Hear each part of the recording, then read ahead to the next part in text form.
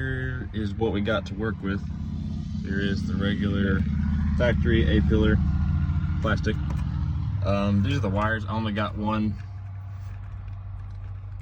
gauge wired in so far. That's all I got to put on there as of yet. It's one that I just needed to have.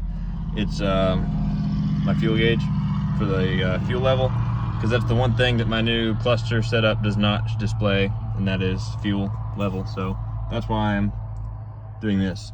This part here will not replace the A-pillar cover or the factory A-pillar trim.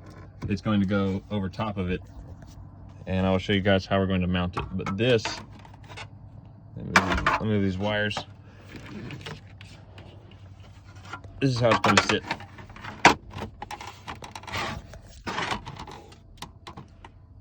Just like that. Pretty close to it anyway. So looks pretty clean. Plastic matches pretty well. So at first I will only have just the one gauge, the fuel level gauge, but I'll be adding more as time goes by. So I will start by showing you guys how we're going to put the gauge into the gauge pod. All right, I've got it inserted into the gauge pod. I didn't video it because it's a little bit of a press fit to get it in there, but it will go in. Just slide it in. This is a GlowShift gauge pod. This is a I can't remember the brand of the gauge, but it's different. It's not GlowShift, so it's still the same size gauge, so it'll fit. But on the back here for mounting, you can probably just, it's press fit enough where you can probably just leave it. It'll be all right, but I'm going to mount it with some hardware so it won't move around. I had a little kind of U bracket that went over the top of it. I cut it in half because it would not slide down the other side and fit. So it's going to go over like that and press into that plastic and pull on this, keep it mounted in there. We have some more hardware that came with the gauge itself, such as these little studs that'll go on there. So I'm going to put this hardware on, get it all tightened down, and then I'll be back. All right, I've got that mounted in there, holding it securely, so it's not going to move around very much. I don't think it would anyway, but just to be sure about it. See, it's mounted in there like that. That's pretty good. Now the way this is mounted is it comes with some push pins. You drill holes in 4 holes. I'm going to do it basically on each corner, and then you do the same on this piece and use the push pins to hold it on there. So I'm actually going to remove this real quick to make sure that there's nothing behind it that I'm going to mess with drilling those holes and putting those push pins in. So I'm going to remove that and check on that. But these are just friction clips back here, so you're just going to grab right there and pull on it.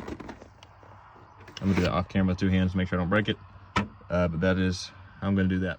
All right, so I got all the holes drilled, push pins in. Just make sure that before you clasp these 2 together, you get your wires ran behind there. So I'm going to go ahead and get this back into place. I'll try to do it on camera. It is a bit snug getting it back on. I'm going to clear that hole with that pin right there. Getting it back on with the gauge pod installed. I've done it once already, so I'm trying to do it one-handed on camera.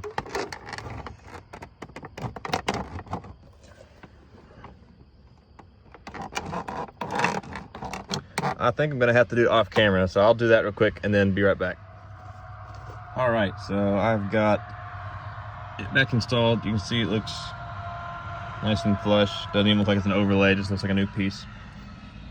Everything fits nice. There's the gauge. I'll go ahead and turn this light off, and then I'll turn the key on. You guys can see how it works.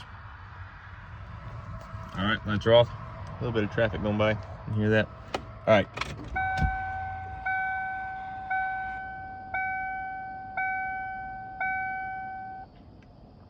And there we are.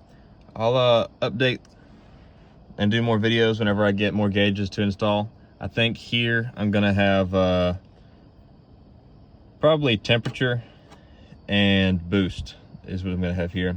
And no, it's not boosted yet, but I'm planning for the very near future. That's probably what I'm going to do there is going to be just the fuel, temperature, and boost. But isn't there really solid? I just now got everything in, so I don't have much input on driving with it yet, but I'll update on that. But I like it a lot. I like how it looks. Let me turn this light on again. So it's gonna look a little weird until I get all the gauge holes filled up. All right, but thank you guys for watching. I hope you got something out of this and enjoyed watching it. But I will see you in the next video.